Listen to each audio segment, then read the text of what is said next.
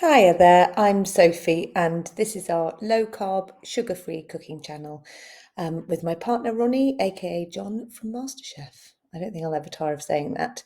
So, welcome. Today, I'm going to talk about my story and why I went sugar free, because I think it's always really useful to hear why people make these seemingly kind of drastic decisions, and also just to open up any questions that you might have. As ever, please click the like button if you enjoy what you see, and of course, subscribe. A note of caution, as ever, that we are not medical experts or nutritionists. We're just two earth dwellers who've done their research, and we aim to give you the most up to date and credible information possible. As ever, if you know something that we don't know, please just get in touch. Our door is always open to learning new things. So, why did I go sugar free? Firstly, I was exhausted, like bone achingly so. I'd get to lunchtime and then I'd have the most almighty crashes where I could barely open my eyes.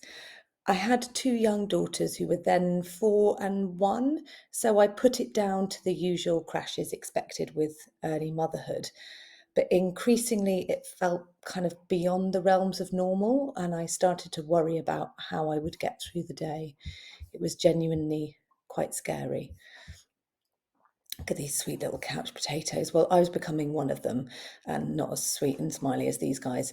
I'd kind of fantasize about getting through the day because of the aforementioned, exhaustion, so that I could just lounge about in front of the TV eating chocolate buttons and Maltesers. And this isn't just the normal run of the mill, we're all exhausted on the hamster wheel of life exhaustion. This was just another level, and literally it was the only part of the day that I was really looking forward to, was getting to that sofa. And I was carrying quite a lot of extra weight, and I was bloated the whole time, and I was often in pain, and my stomach kind of groaned from morning to night, and I had very bad wind, which is not very fun. And I go to bed at night gripey, grumpy, and starving, despite having eaten my way through the kind of entire kitchen that day. Also, I was depressed. Here's lovely Rodin's The Thinker. I was just so down, and a kind of combination of the tiredness and feeling unhappy in my body inevitably led to this depression setting in. I have a history of depression, so again, I presumed it was rearing its head due to the toils of parenting and early motherhood, but I felt hopeless, lackluster, unattractive. I questioned everything I did, and I constantly criticized myself for feeling this way, and it was a vicious cycle of self-loathing and exhaustion. So, what did I do? I started to look into my symptoms, and I realised quite quickly that I was wholly dependent on sugar and highly processed foods. I was reliant on that hit that you get from a packet of biscuits, and I'd snack on crisps throughout the day, and I would bake so that I could eat the cake to lift my spirits in the afternoon, kind of any excuse to bake a cake, only to come crashing down inevitably quite quickly afterwards. I then, like I said, I started looking at the research, and I then found this whole body of evidence that unsurprisingly showed me that my symptoms could largely be remedied with a change of food. I read about the gut-brain axis, and I learned how we have these cool little neurotransmitters in our stomachs sending messages to the brain, and vice versa. It's bi-directional, right? So the relationship between my stomach and my brain suddenly made so much sense. You are what you eat had never felt so acute to me when I was reading all this amazing research. I learned about Ghrelin, which is the hunger hormone. You've probably come across it. I personally think it should be rebranded as Gremlin because it's a bit of a pest. Essentially, Ghrelin signals the brain when to eat. It's like, right, you're hungry now, you need to get eating. And it works with its friend leptin, who tells the brain when to stop. And eating too much sugar can significantly increase levels of this hunger-promoting hormone, Ghrelin, while decreasing the levels of the appetite-suppressing hormone peptide. So essentially meaning that you must stop eating now mechanism is shut off, which is quite scary, isn't it?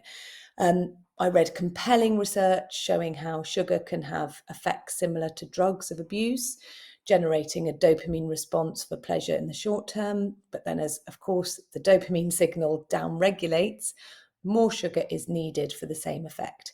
So driving this vicious cycle of consumption to generate a pleasure that then crashes and you start all over again. I also learned about the effect on our immune system and how the increase in autoimmune diseases could in part be put down to what we eat. As an endometriosis sufferer, and it took me years to get a diagnosis, but I now understand the importance of eating a non-inflammatory or anti-inflammatory diet. And I feel sure I've managed the condition way better with this way of eating, without a doubt. So here's a little infographic here, just explaining that kind of relationship between the gut and the brain, which is pretty cool. So the $1 million question: is it worth it? Is it worth it? I mean, in short, absolutely, hands down, emphatically, yes. I mean, just look at that picture and look at what I still get to eat. So there's no missing out about it. In fact, it's all about gaining, right? It's gaining energy, a better mood, skin and hair that now looks happy, not sad, a comfortable and positive relationship largely with my body, and a less critical mindset largely. You know, of course, I'm still human and I have the usual highs and lows of any earth dweller. But what I eat is the most consistent thing in my life and has seen me through some really difficult times. Actually, it's quite profound, and it's something that I never question and I've not looked back once. And it's hard to do, because whenever you do something different, people question it, and that's okay. That's human beings, and that's cool. But that part is quite hard. But I've not looked back once. So should you do it? Should you have a go at this way of life? Well, why not give it a go and see how you feel? Try, one meal at a time, and don't put unnecessary pressure on yourself. And as ever, do not let perfection be the enemy of the good. And of course, seek medical guidance. This is really important. And listen to your own body and your own instincts. Do your own research. That's so important. I can go in more detail about what I ate for those early parts. And I did kind of follow a 6-week program because I basically needed someone to tell me what to do. So I'll go into the detail of that on another video, but I just wanted to share my story with you all. So I hope you've enjoyed it. Any questions? Thank you so much for watching, as ever. Tick that like button, subscribe, and let me know what you think. Thank you so much.